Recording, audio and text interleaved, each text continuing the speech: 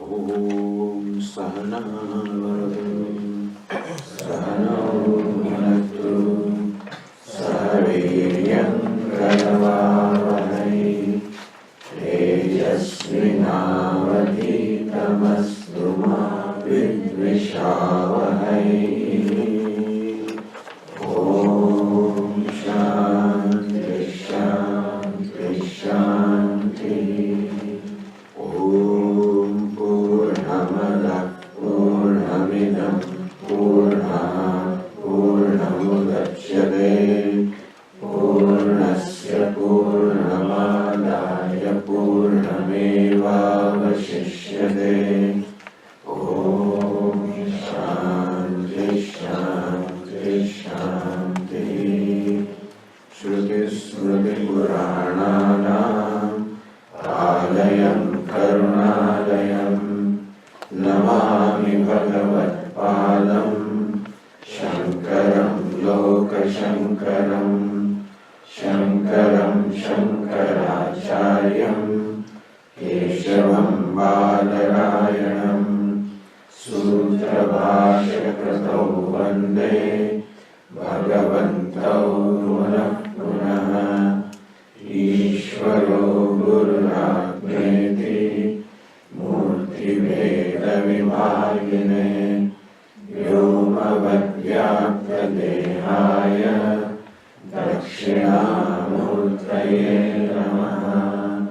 Gukarastvandakaro vai Gukarastvannivartakaha Andhakara nirodhitvad Gurunitya Vidhiyate Sadashiva Samarambham Shankaracharya Madhyamam Asmadacharya Paryantam Vande Guru Paramparam.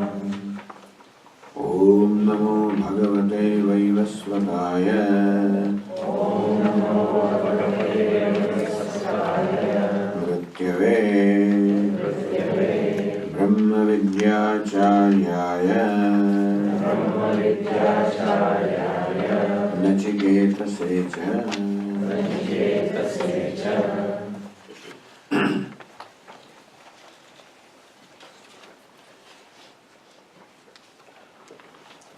Let us read the verse number 3 on the page number 3.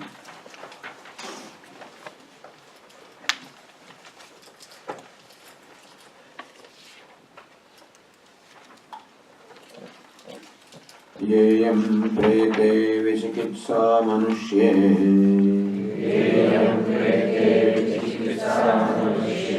Asti tyeke nayam asti chaike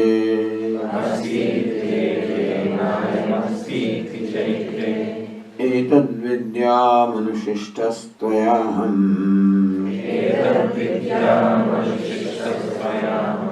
Varanameshavarastritiyah.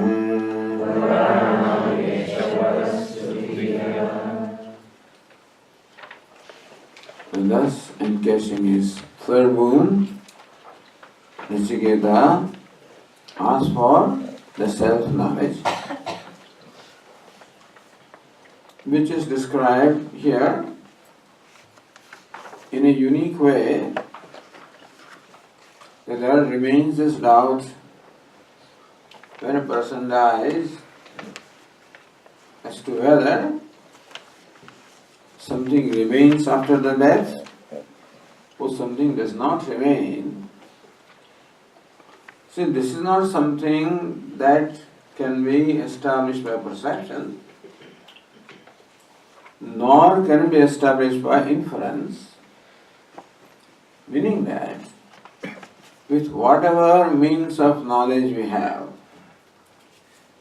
our sense organs, our mind, our intellect, with none of these means which are available to us to know things, none of these have a scope or reach for determining whether there is something in our life other than this body. Meaning whether it is a self other than the body. By body we mean the body, mind, sense complex. Then there is a self or Atma. Whether this body, mind, sense complex itself is Atma, or is Atma or the self different from this? This doubt remains because this cannot be determined either by perception or inference or any other means of knowledge available to us. Therefore, for determining this, we have to resort to a means of knowledge which is not limited by perception, inference, etc. And this is what we mean by the scriptures. Every tradition accepts the scriptures as revealed text, as revealed by Ishvara. So Ishvara is the only pramanam, the means of knowledge for revealing these truths. And that is revealed through the scriptures which are looked upon as words of Ishvara. In the Vedic tradition, the Vedas are those scriptures, the primary source books which are said to be revealed to the sages. And who is a sage or a rishi? Rishaya mantra drashtar hai. The rishis are the seers of mantras, not the writers or makers of mantras. And you can see what is. You create something which is not there, but you see what is. So rishis are called seers, meaning they see or they have seen what is, which is revealed in their mind. When a sage, due to his penance, austerities, devotion, worship, concentration, due to all of these, when a rishi or a seer gains a given disposition of mind, then he sees the truth about the life.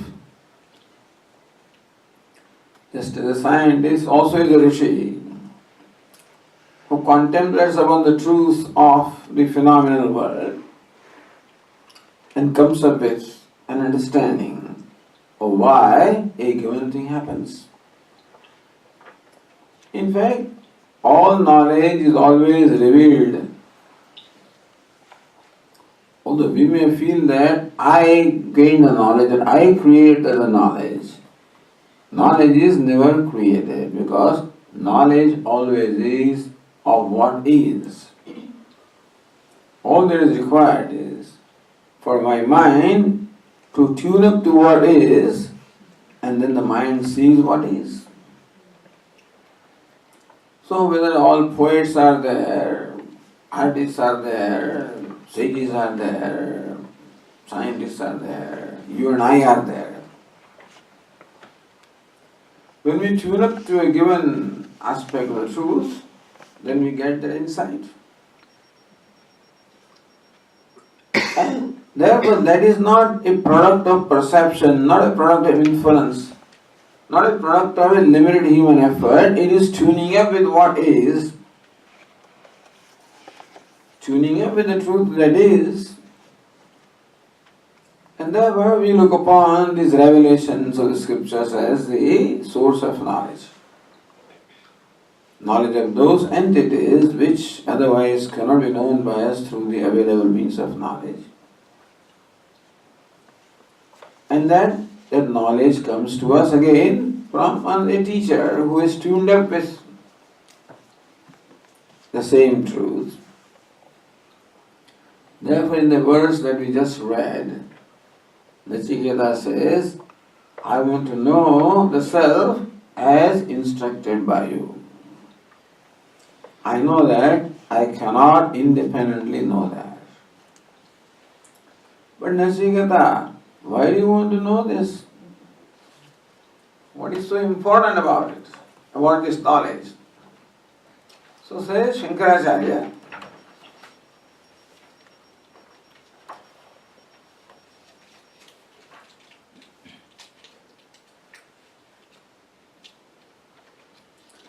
एतद् विज्ञानाधीनो हि परः पुरुषार्थः इति. Somehow Nachiketa knows that parah purushartha, the ultimate goal of life that a human being seeks, and every human being seeks the same goal, knowingly or unknowingly. In case of Nachiketa, he seems to recognize what goal he is seeking, and also recognize the fact that this knowledge is a means of achieving that goal, parah purushartha. Even the purushartha, the human goals, the human ends, as said before, dharma, artha, kama, moksha, where artha stands for the ego gratification. Kama stands for the sense gratification, here and hereafter. Dharma stands for achievement of swarga, happiness and swarga. A discriminating person recognizes that achievement of all these goals is not going to give me a lasting satisfaction. So moksha is the parah purushartha, the supreme or the lasting goal. And another insight is that it is this knowledge that will give me that goal or that will enable me to achieve that goal. The knowledge of the self. Meaning that it is ignorance of self which is the cause of my being deprived from what I am seeking in life. Meaning that which separates me from moksha or parah purushartha is simply ignorance. There is no other inhibiting factor, no other separation between myself and what I am seeking. It is the accomplishment of what is already accomplished but not recognized. Knowledge means naturally knowing what is.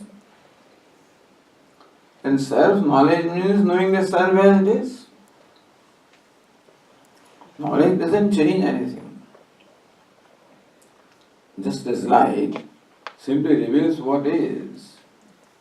Light does not change when it illumines things. So also knowledge simply reveals what is. Doesn't change anything. In case of self-knowledge then, that self-knowledge reveals the self as is, says what I am. And that knowledge is the means of parama purushartha or the ultimate goal. Now this is an insight that Nachiketa has.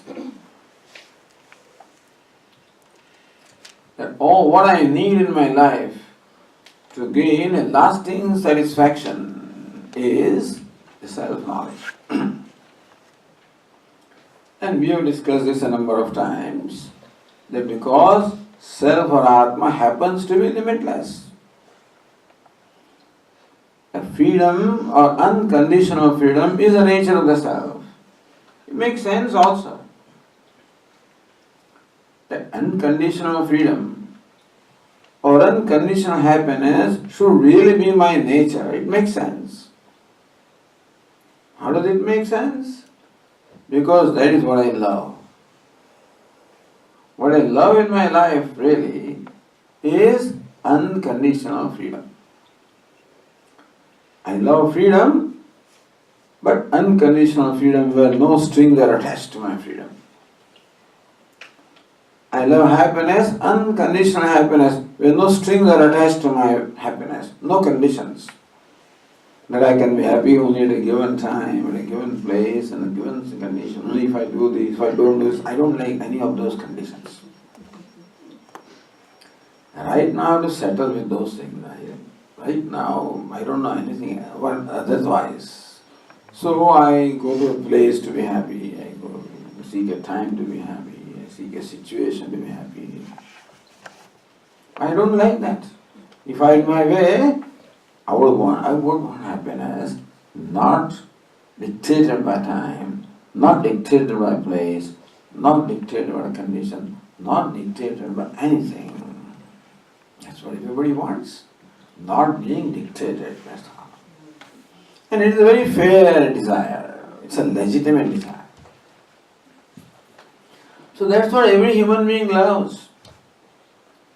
Every living being loves, but every living being cannot articulate what they want. The human being can articulate. Thus, if we examine the desire behind all the desires, then we recognize that the desire is very simple. Unconditional happiness, which is the same as unconditional freedom. Because happiness can be there only where there is freedom, there cannot be happiness where there is dependence or bondage. So it makes sense that unconditional happiness or freedom should be managed. Then how come we don't feel it? There is some inhibiting factor which is called ignorance, and that has to go. Of course, the ignorance also causes secondary inhibitions. Like aham, the sense of ego, mama, the mindness. When the aham, mama, I and mine is there, then there is going to be something that I like that is conducive to my ahangara, ego, aham, mama, I and mine. And I'm going to dislike those that are not conducive to I and mine. So raga, dveshas are the products of that. And these raga, dveshas are all impulses giving rise to other impulses like anger, greed, this, that, and all. Everything is product of ignorance. All what we call the demoniac tendencies or impulses are product of ignorance. They are not nature of mind. Certainly not nature of self. Therefore we can get rid of them. If they were inherent in me, I could never change them, never get rid of them. They are not inherent. Meaning that the life has to become a process of merely removing the obstacles or impediments rather than achieving anything. Tyagene amrutatvaman suhu. So Upanishad says that some gain immortality by tyaga or renunciation, by giving up, this is to be renounced. Although by renunciation we understand renouncing family and stuff like that, and that's what always creates a difficulty in our mind. But really what is to be renounced is these raga dveshas, attachments and aversions. So you can very well be in the midst of people without attachment. Jita sanga dosha, Lord Krishna says, become free from the dosha, the defect of sanga or attached association that causes attachment and aversion. Anyway, so there's not much point here. Because they're talking about Nachiketa who doesn't have these problems. So Nachiketa enjoys a pure heart in which there is an insight somehow. That insight comes, you can call it Ishvara's grace, that etad vijnanadhinaha hi parah purushartha. Somehow Nachiketa knows that the param purushartha, the moksha or the ultimate goal in life it depends upon, meaning that his knowledge is a means of that. That's why I want it. He doesn't have an academic interest. Etat vidyam anusishtastvayaham. I want to be instructed by you and not by anybody else also. No, what a great fortune. He just lands into, with the right teacher. That is because his commitment to Satya, understand, what that this commitment to values can do to us, what dharma can do to us. He refused to compromise with the truth. However flimsy that thing is, after all his father says something out of anger, it doesn't deserve to be, it doesn't deserve this kind of sacrifice. But he said, it doesn't matter what sacrifice is. We must only adhere to the truth. And this is a reward. That is face to face with the world's best teacher. And he has the right insight as to what he wants. And when Nachiketa thus asks for this knowledge, now Yamaraja is bound by his promise that he has to fulfill that promise. He cannot swerve from that. And he tried. First of all, the Lord Death or Yamaraja wanted to test whether this fellow means what he says or what. Is he serious? Do you know what you're talking about? And so Yamaraja says, Deva yatravi vichikitsam puraya. Nachiketa, you do not know that even Devatas have always had these questions and doubts about the self. Not only you, Devatas, who are supposed to be all-knowing. When even they don't know this, and it's so difficult for them. Then what you're asking about is something extremely subtle. It's not easy to know, very difficult to know. Devatas also do not know. So my suggestion is you give up this demand and ask for something else. And release me from this. This fellow has caught him, Release me. In the olden days, we had those textile mills, in India. Everywhere they are. But these poor daily workers, they have more debt than what they have in their savings. So by the time they get monthly salary, so by the time 15, 20 days advance, the money is over. No, they have to borrow. And they borrow from those lenders who are Pathans, coming from Afghanistan or something. You can imagine 6 feet 5 inches, these fellows. And when the payday comes, those fellows right at the gate, first they extract, because they charge also all sorts of interest. And first they extract what this fellow owes them. Then only they can go. Similarly, this fellow is like that kind of demand, Yamaraja says, please release me from this obligation. Nachiketa says, even Devatas also had doubts.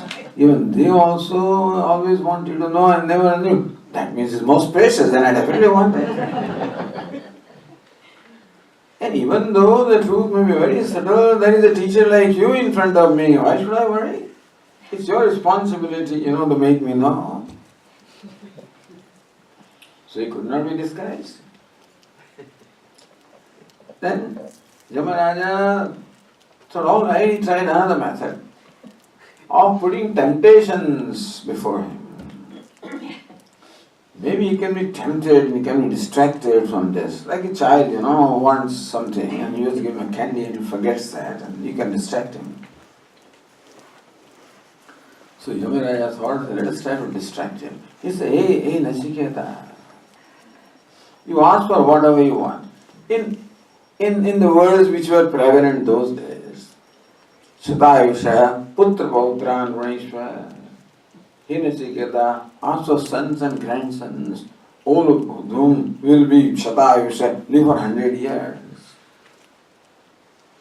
What will I do with all of them? Bahun, Pashun, Hasti, Hiranyamashwan, all cattle, horses, elephants, gold, precious stones. Bhumir Mahadayatanam Raneshwar, ask for the vast kingdom of this earth. Swayam Jiva Sharado Yavadichasi. And you also ask for the longevity as you live as long as you want. Now that's what a human being can think of. All the offer is made, no response from Nasiketa. Itat tulyam yadi manyase varam. You think that this is not enough and you want something more, ask for it.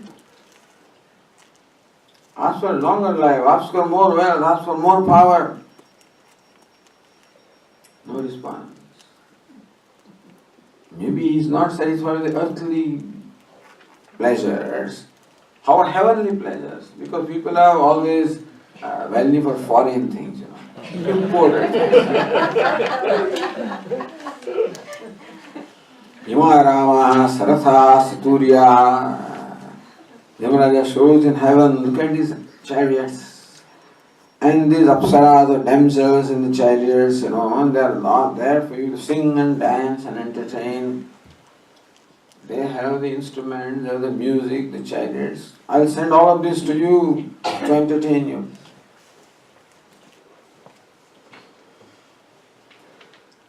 Not even a slight reaction, not even a, Yamaraja is mightily surprised and mightily pleased with this one. He says, no, he was unperturbed. Then in Ramayana, in Ramcharitmanas, the story of Lord Rama, when Rama is exiled and goes to forest, his younger brother Bharata was at that time with his grandparents and so on. He comes back and discovers that Rama has been sent to forest because mother wants me to become king. I don't want kingdom. So he goes with his army and all preparations to forest where Rama is, so that he can perform that ceremony, coronation ceremony there, with all preparation he goes there. And he's seen coming with his army. Now, different people have different interpretations. So, with Rama, his younger brother, another younger brother, Lakshmana, he is a little, he is very protective, of course, of Rama. He is think that this Bharata has come with all the armies.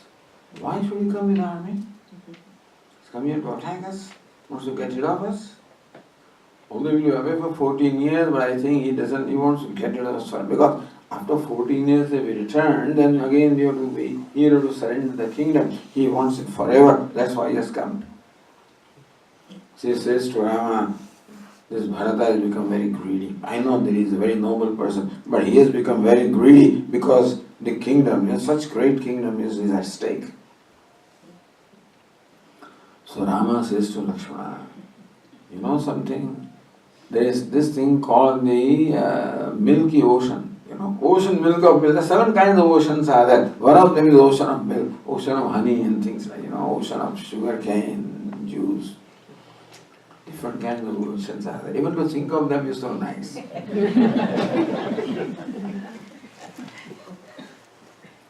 This ocean of milk, milky ocean.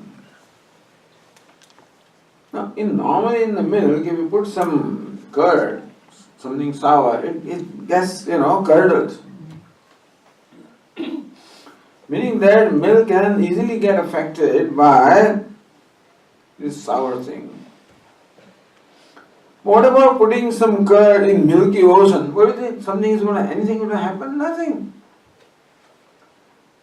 Hey Lakshmana, just as the milky ocean cannot in any way be affected by curd, it remains unaffected, unchanged. So is the mind of Bharata. It's like milky ocean. This kingdom is like that little curd. It cannot create any kind of, temptation in him. That is the confidence that Rama has. That's how Nachiketa is. All this stuff created, no, he was not perturbed, not tempted, nothing. Unswerved in his desire for knowledge. And so what does he say to Yamaraja in response to all that is offered? So we have We have one mantra here on page number 4.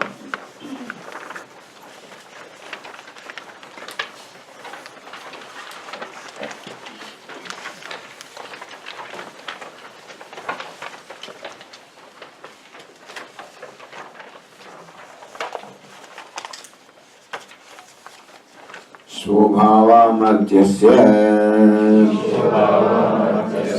यदन्तकैतद् सर्वेन्द्रियाणां जरयन्ति तेजः अपि सर्वं जीवितम् अल्पमेव तवैव वाहः तव नृत्यगीते स्वभावामर्त्यस्य इदन्तकैतत् सर्वेन्द्रियाणां जरयन्ति तेजः अपि सर्वं जीवितमल्पमेव तवैव वाहस्तव नृत्यगीते. So Nachiketa gives his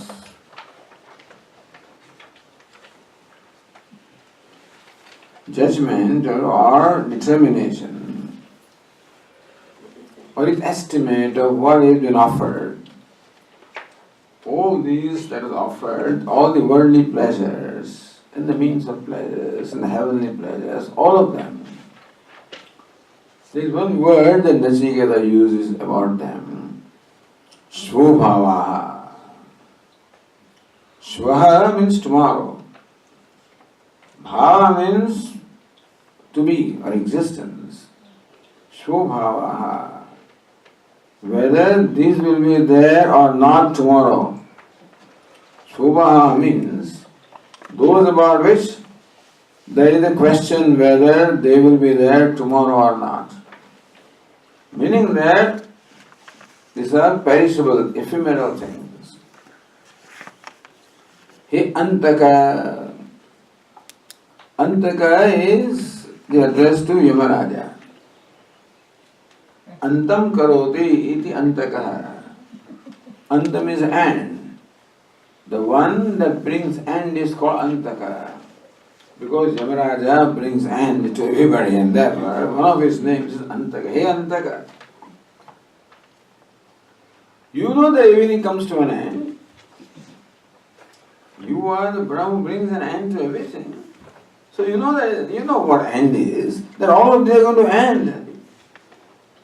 What all you offer to me, they are all going to end, meaning they are ephemeral, they are perishable. Martyasya. Alright, Nachiketa, why do you worry? I'm offering you so many. If only a few things are there, then when they perish or, then you have nothing left. But I'm offering you countless things. Even if each one of them is perishable, each one of them is ephemeral, the series of them you can always enjoy. Something you enjoy goes away, another thing comes and goes away. Enjoy them. What does it matter if they're ephemeral? What does it matter if their joys or pleasures are perishable? You can still enjoy them in series. The series of them can ever last, isn't it? Even though each individual object of pleasure is ephemeral.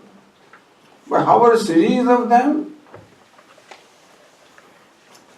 Says Nachiketa, He Yamaraja, Martyasya indriyanam jarayanti tejaha. They weaken the power of all the sense organs. This enjoyment of pleasure does not come without price. The enjoyment of sense organs always is at the cost of the vitality of the sense organs. You cannot be watching TV all the time without affecting your eyes. Cannot be all the time looking at that thing and without affecting your,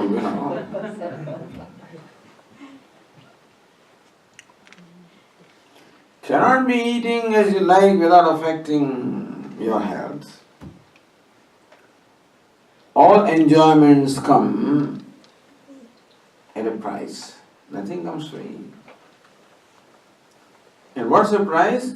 Here, Nachiketa mentions Indriyanam Teja, the vitality of the sense organs, and also vitality of mind, vitality in our intellect.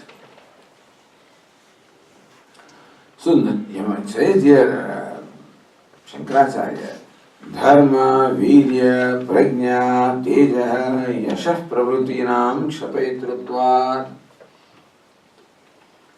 A sensuous person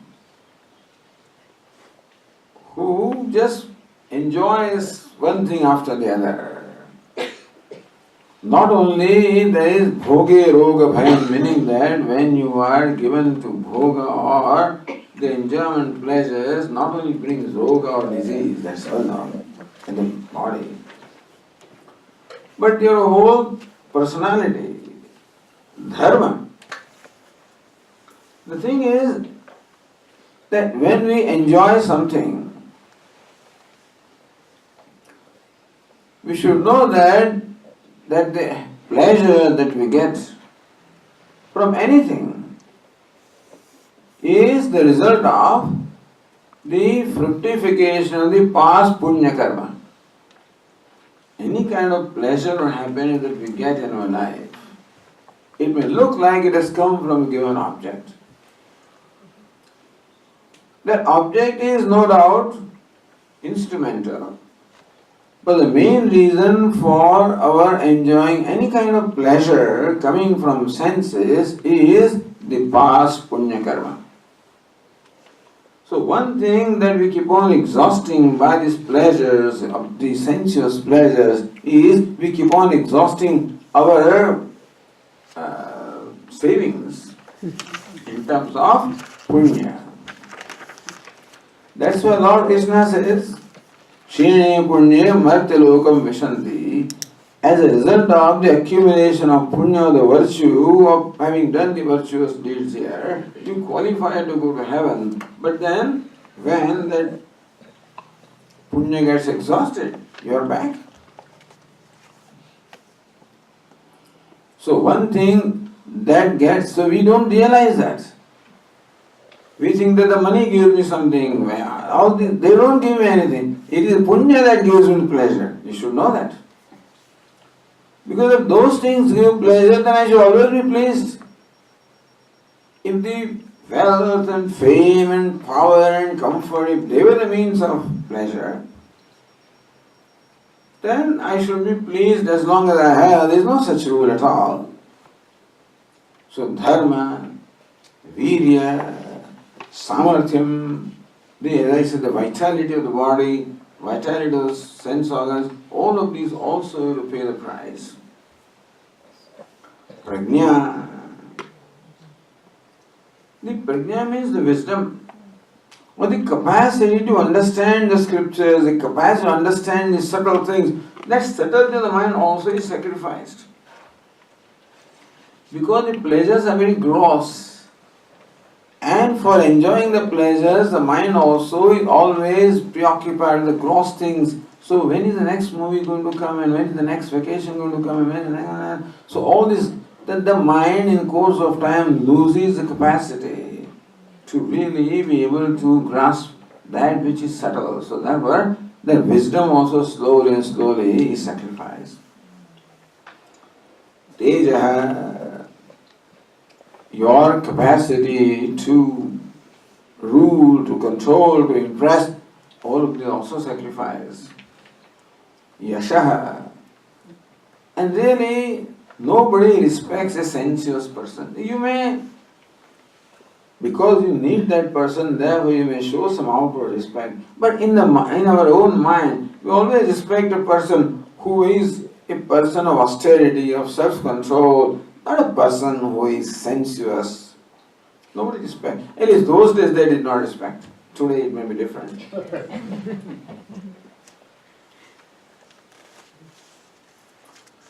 So Nachiketa says that the pleasures that you're offering to me come at a great cost. And the long life that you're offering, how long life can be? Abhisarvam jivitam alpameva. Even the long life that you offer, how long?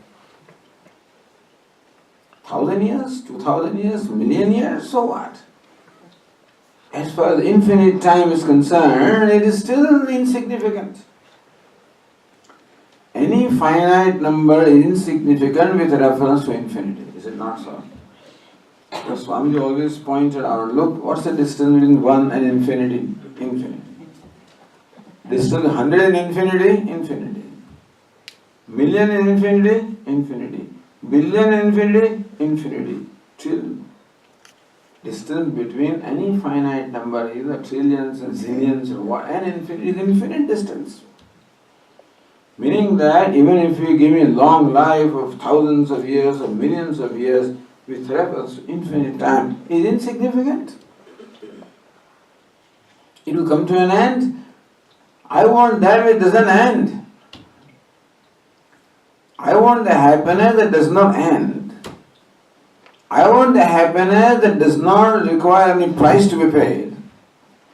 I want happiness that doesn't require any effort. This is what we want really. If we had our way, we want happiness which is never ending, which comes and never goes. Unhappiness goes and never comes, and happiness comes and never goes.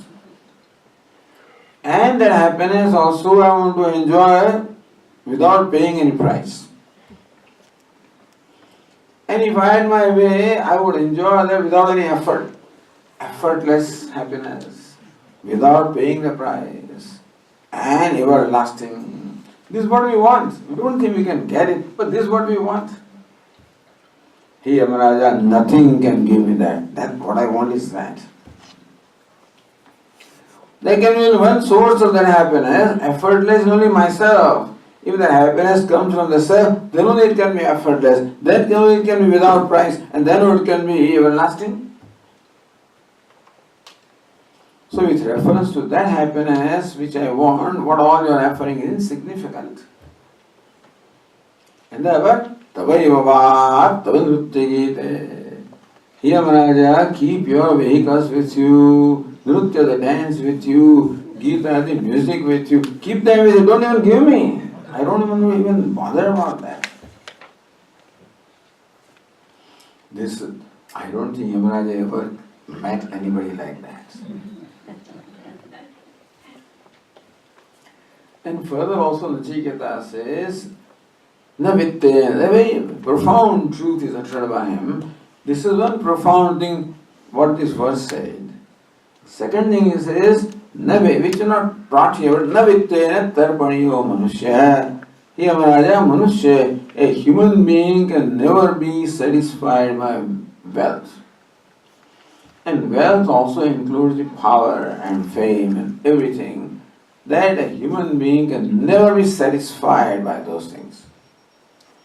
In fact, the strange arithmetic is, more you get of those things, more dissatisfied you find yourself to be. It's an amazing thing. Usually you get something and you're satisfied. But with wealth, more you get, more you want. Fame, more you get, more you want. Power, more you get, more you want. In case you have not an experience, you take my word for it.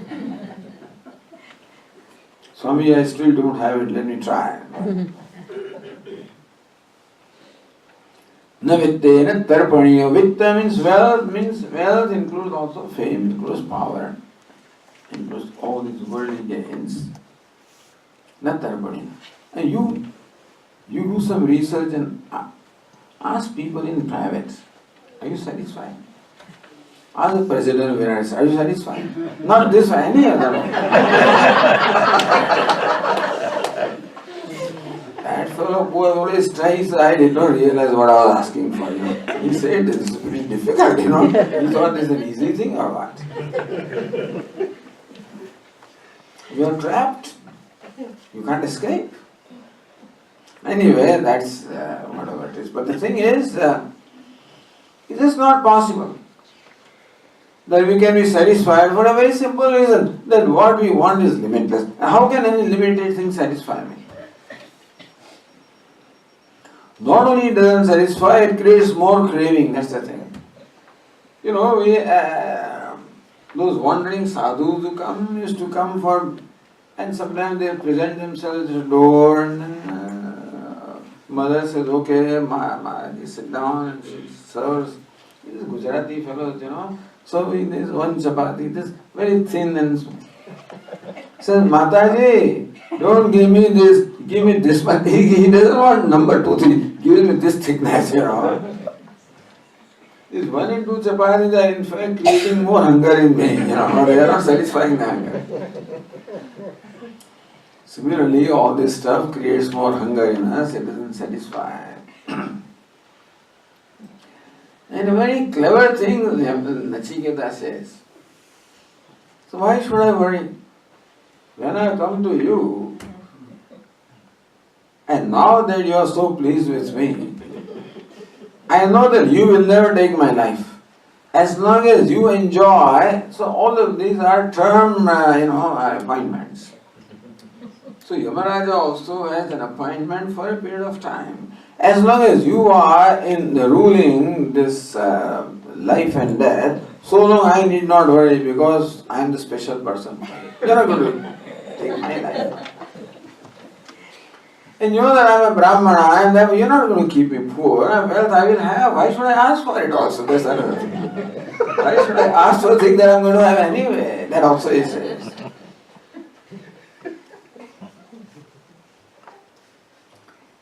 And thus, finally, Nachiketa says, several other things also he says. Tasmat nanyam Nachiketa vanedam. So in fact, the Shruti says, when this dialogue is over, and this phase of dialogue is over, when Nachiketa concluded what all he wanted to say, and said finally that I realized that this boon that I asked for is not a simple thing. It is something very profound. I realize that. Based on what you are telling me is very obvious that it's something very profound, not easy to gain, but that's why I especially want it. And therefore, Shruti says, therefore, Nachiketa does not want anything else. All he wants is self-knowledge. So this is the story, anecdote, which tells us how, in what circumstances, the dialogue between Yamaraja, the teacher, and Nachiketa, the disciple, took place. This demonstrates primary value, what we call Vairagya, a total freedom from any kind of temptations and attachment, which arises from a conviction of what he wants. Shows Nachiketa's conviction of what he wants. His commitment to Satyam, or the truth, we can see here. His love and devotion for his father, we can see. That by the first boon he seeks the well-being of his father means that there is the first runam or debt that he pays, that we are first indebted to our parents and our ancestors and all those who have an immediate impact on our life, that we have to first of all, be grateful to them and return to them what we have received from them. Secondly, the society also has a great contribution in my life. By asking for the second boon, where he wants the vidya or the knowledge or the ritual by which one can attain heaven, that he is also satisfying or paying back his runam or debt to the society. So what he has received from the society, that also he gives back. Therefore, Manusmriti says that you cannot pursue moksha, which is your individual goal, until you have satisfied the obligations that you have towards others. That a human being is born with obligations.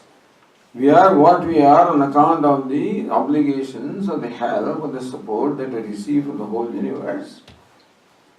And we cannot take it for granted. We should have a sense of appreciation and gratitude. And that gratitude should result into in me, an attitude of returning that favor. So we must return the favor to our family, ancestors, the close ones. Return the favor to the society. then now I can address my personal need.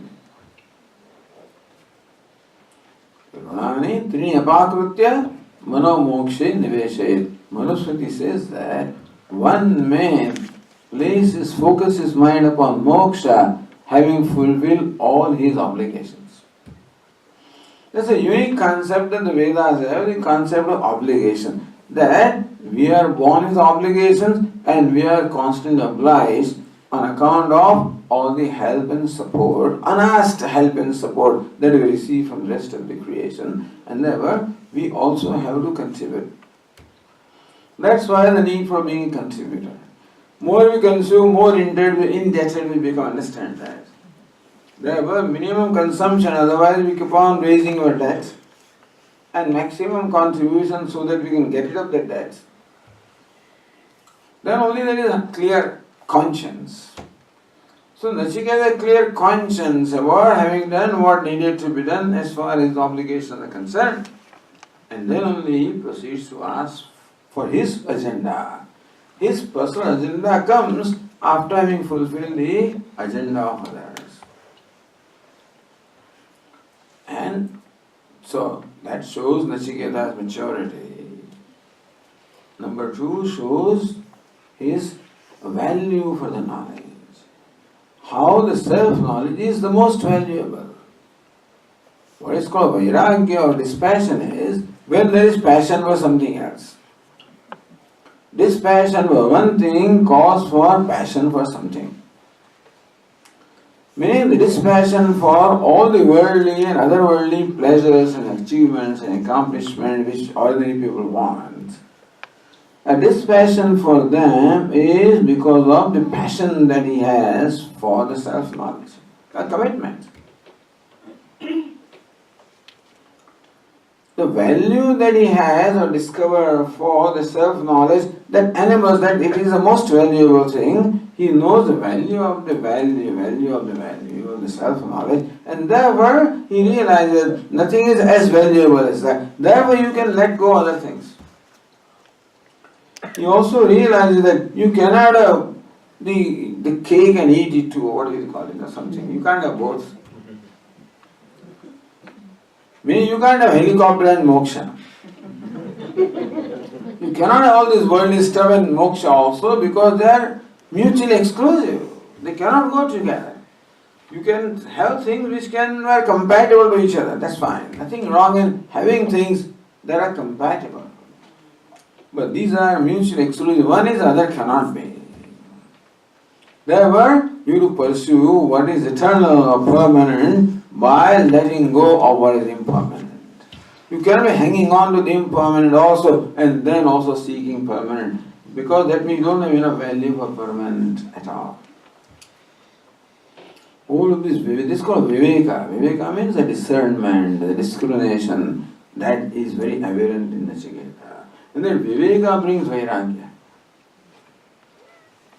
Vairagya or dispassion is the result of viveka.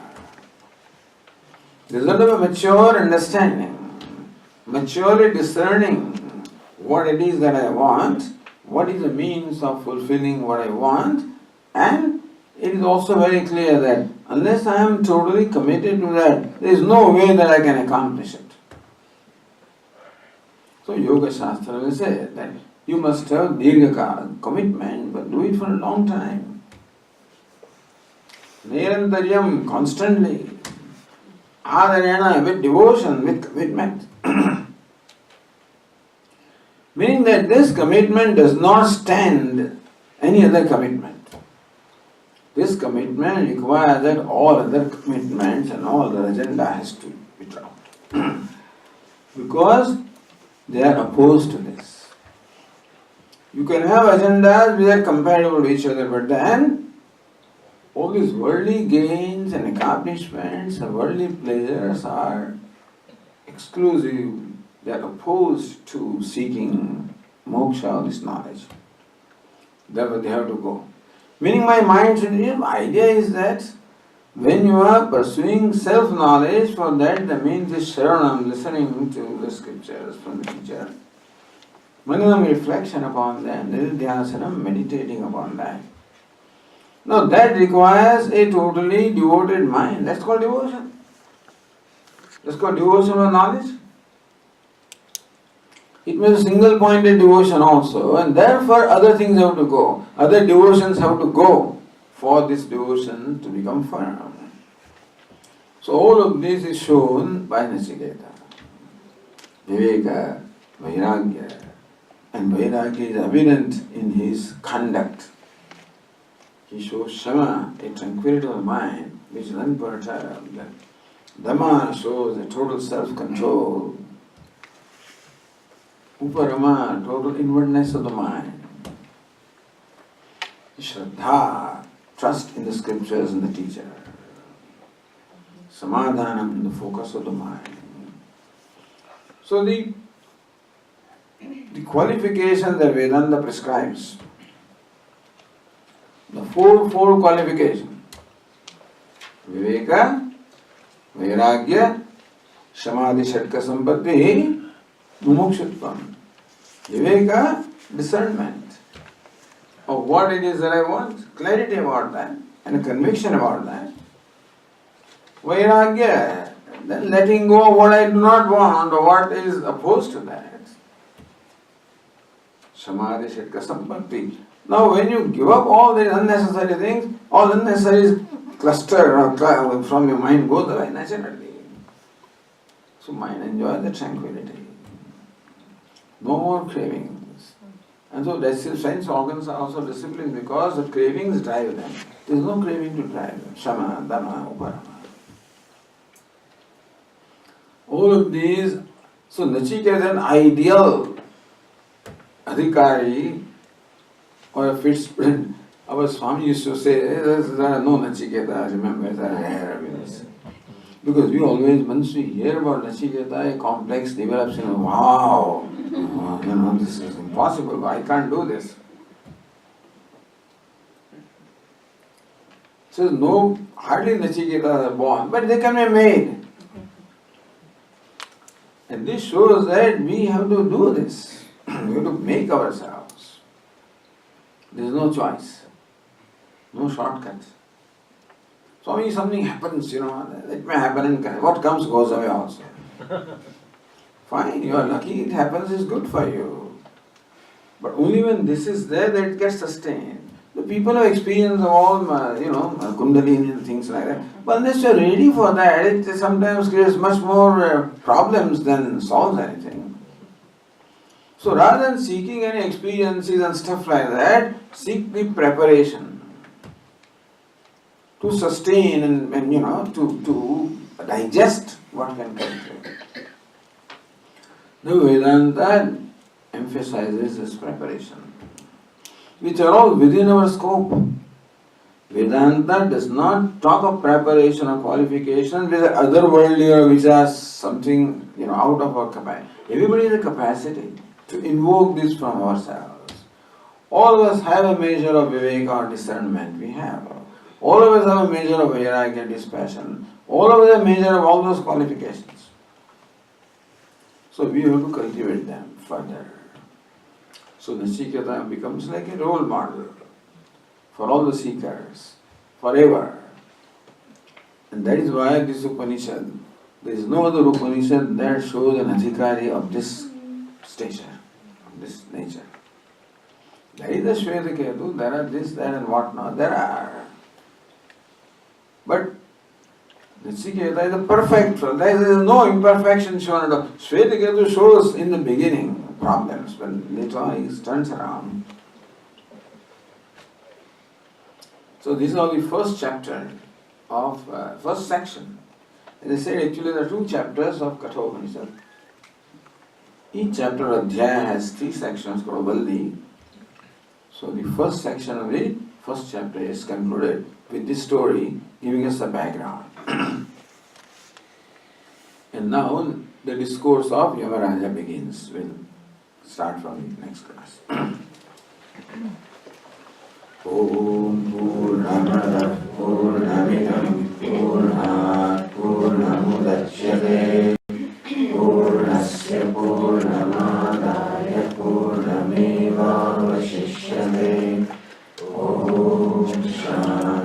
शान्ति शान्तिः। शङ्करं शङ्कराचार्यं केशवं बादरायणं सूत्रभाष्यकृतौ वन्दे भगवन्तौ पुनः पुनः। ईश्वरो गुरुरात्मेति मूर्तिभेदविभागिने व्योमवद्व्याप्तदेहाय दक्षिणामूर्तये नमः।